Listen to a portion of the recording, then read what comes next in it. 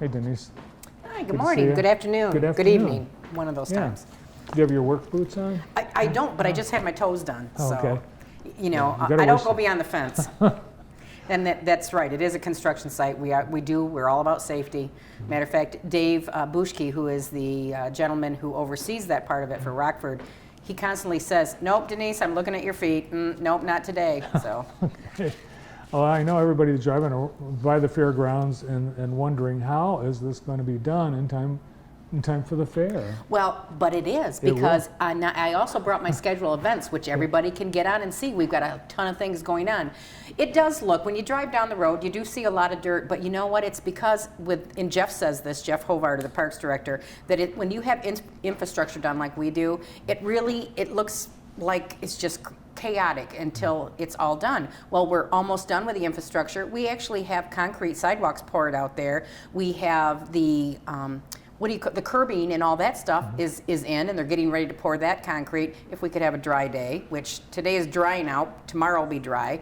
The only thing that is happening right now is Hearst Electric is getting that infrastructure in, and we all know that for some reason electricians don't like water, so they didn't want to stand out in the rain. Yeah. Can't blame them. No. So that is taking a little bit longer, but the ideal thing is we are still on track.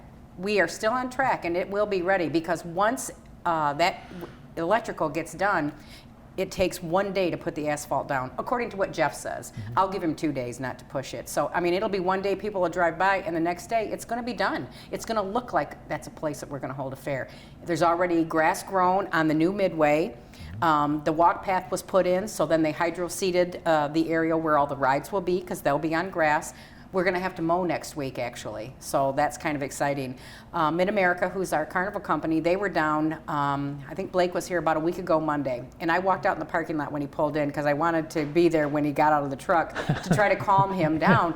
He got out, and I said, what do you think? He said, Denise, this is fabulous. He said, this is beautiful. We are so excited. And they were an ongoing partner with developing that new Midway and stuff. So. And you actually have a drawing of what the Midway is going to look like. A drawing and a video, and you can go to our website, jacksoncountyfair.net, and you can click on it, or you can go to jacksoncountyparks.org, and that video is available. But this is a still off that video, and obviously I've had some people say, well, it looks like the Midway company isn't bringing as many rides.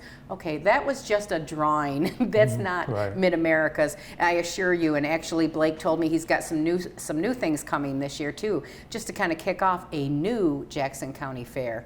So, but that is the layout. It is really going to be user-friendly. We're so excited. We've got some really neat things placed around the grounds in a way that it's going to really have people do the entire big oval, we'll say, right from the North Street entrance, which is the gate where the new parking, where that little P up there in the right-hand corner, that's the walled prison area, and where the Parks Department is in there right now doing a lot of cleanup. That wall is beautiful. I have never been in there before. I was really impressed, and so they've cut a ton of shrubbery down so that people can really appreciate what the inside of that historic landmark looks like. Yeah, because Jackson County just recently, in the last 2 weeks, took over ownership of that. Exactly. The land inside the wall in the Armory area. And that will be our parking. And we'll be putting out there on our website and making some announcements as to, how you enter the parking. So that's all being, I don't want to give an idea and then turn around and it's going to be tweaked a little bit. So we're working on that, and we'll get that out ASAP. But that's really going to be exciting, and it actually is larger than the infield, so we'll be able to hold plenty of parking. We've got 6 shuttles in our fleet this year. Those are the 6-seater golf cart shuttles. We'll be running them constantly from the parking lot, so no one should have a worry if they're concerned about walking. It's about a block, past Tingley's and to enter the north gate. But if you don't want to enjoy some nice weather that day and walk down there, you won't have to, because we'll drop you off right at the gate. Well, you do have the challenge of the river and the railroad track, so you can't just put a path anywhere between the fairgrounds and the prison. But the city's been great. They've worked with us, and we actually are going to have a golf cart path. So when the golf carts and the EMS and the mounted division, so there'll be a segregated section of the street that will be cordoned off just for our use, and that'll make it a lot safer for the shuttles and for anything like the emergency and EMTs to be able to get down there and not have to negotiate traffic. So it looks like there is a part of the original oval track that does survive. Yes, Right. the north end is still there. And obviously that's where the draft horse show will still be, and there's going to be plenty of room for that to happen. You know, this was all part of the master plan, and obviously it was never meant to do everything in one fell swoop. And I think County Administrator Overton would probably have a coronary, you know, if we did everything that was in that master plan. So it will do it in increments, and it's got to be the right thing too. For our livestock area down on the north end, you know, we've got to do things the right way so it works for everyone. Well, in that whole area, we'll still maintain the flavor, the rural, you know, back in the day flavor of the fair. Right, and you know, that's what we're all about. And that area down there is where I grew up. At 9 years old, I started in 4-H.